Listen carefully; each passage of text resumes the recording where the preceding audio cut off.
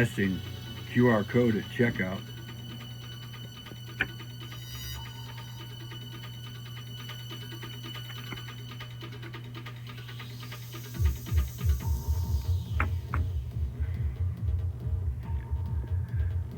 Luminaughts and Illuminantes to Nickelback.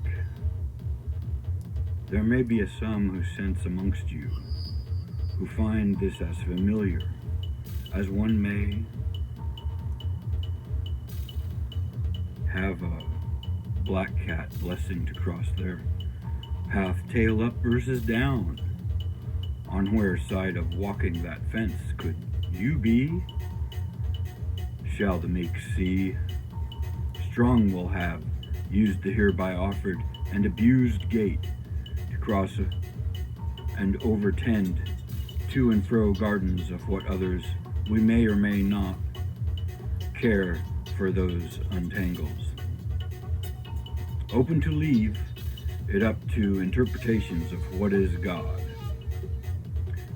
Of these two realms of mindfulness, to date for myths of stagecraft beckoning Thespians to spin the wheel and make love of legends.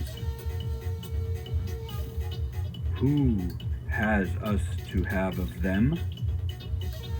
Queen Govinda of the forever forests, queen of the white spiders of the dew-lit lands, and who of us has of them to have? Queen Maob's mycelium helmet of interconnection has gone missing, that of the ruler's crown to the unifying mind above in the underturf of forever forest. She is Govinda's sister by royalty of ecosystematic fiefdoms. They were both mothered in the cosmic womb, beyond the drift and smolder of all. This is within the starry night of the lightless realm, however foggy with invisible twilight, and of the unblinding mists, save the code blue by infrared. To other than risk waking from sleep on his unreal seat by calling him by his realm-given real name, whispered by the twilight in the air of his arrival.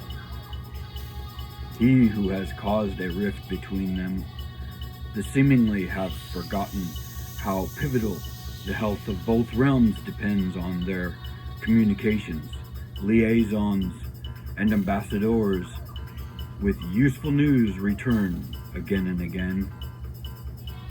There is an unease, a whisper that murmurs indiscernibly in the back of all minds as a chaos that cannot be wielded to uphold the sacred geometries of their orders, in a language no one was taught to recognize nor decipher, save without consciously knowing of it, unnatural loathing in the unknown of delusions threatening to slay intuition's saving grace, to memorandums awaiting verification. And as of yet, they have no feel for such subliminal listens, for the source of this undercurrent of anxiety. The collective ego of the Fey beings, underscored by the emasculating megalomaniac ruling manipulator of their numerous fair Fey ires envies, without their knowing, went too far and invested way too much time in the experimentally muggling realms where cold silence and science dissects from the natural order's its own selfish itineraries that bound for glories out of season with the calls of the reaping sow.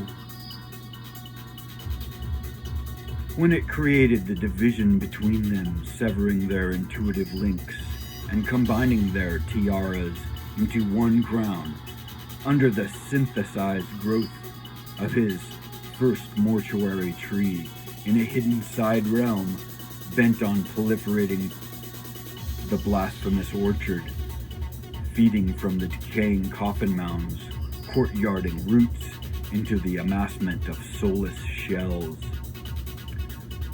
where he had carved out his only throne, and where, from ruling that rot, he had plans to rule it all, as he was aiming to connect his spread to every of all realm.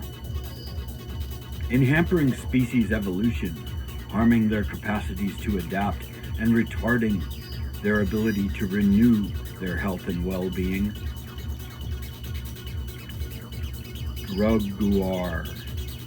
Druguar did this all under their collective noses.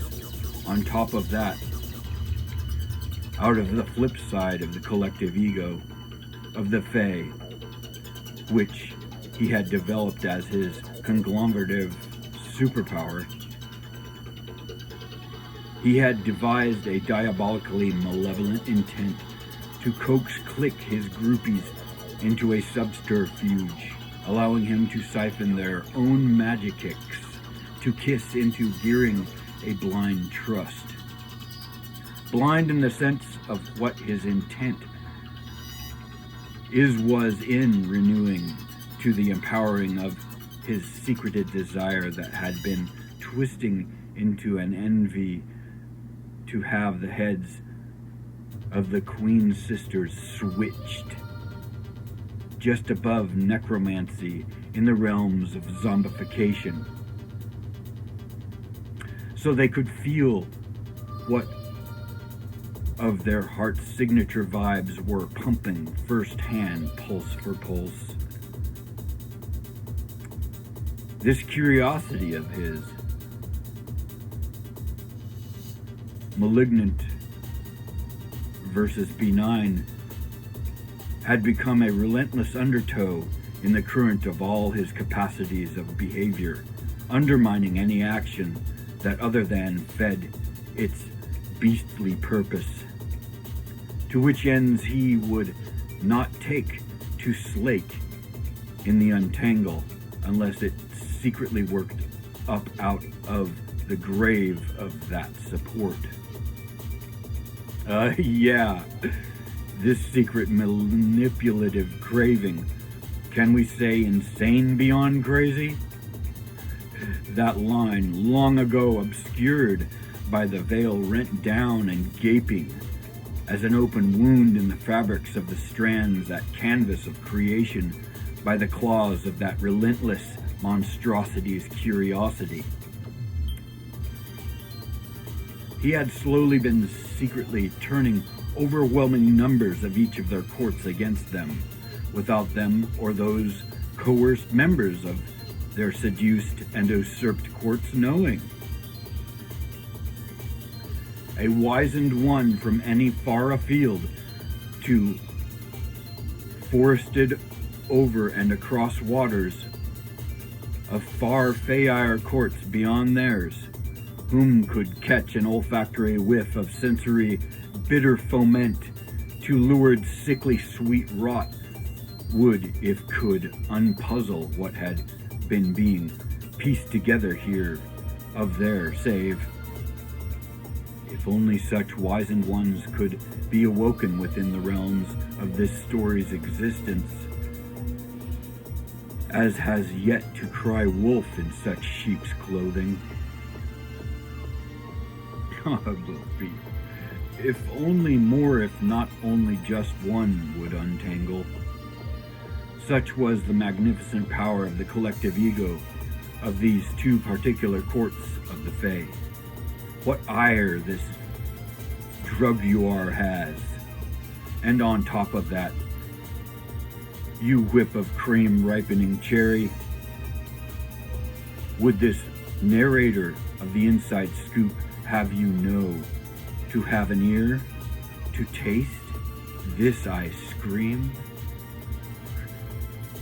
So twisted, he planned on contorting that magnificent power to his amoral, inane push of dark humor to the point of it just not being funny at all, save without anyone else, and so doing one within and with and out of his control of the collective ego, covertly manipulated by his foul to natural subconscious power, through his knowing beyond their super subconscious, where wasn't anyone except him to see how humorous it just wasn't anymore.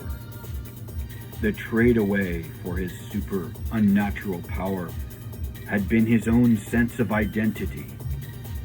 And without that, he had no moral compass to guide him through the comparison, as the navigation of dichotomous laws of opposition and negation identifying egos of his others did halved by half of their inspirations. And this, my fiends tuned to friends, made drug you are extremely dangerous. If only those in these fey realms knew of his secret control of the ires this lent him, and the insatiable cost, bent and pent to own, they could fight off, mitigate, and or bend to guide what wicked winds were stirring through these two very, very distinct matriarchies.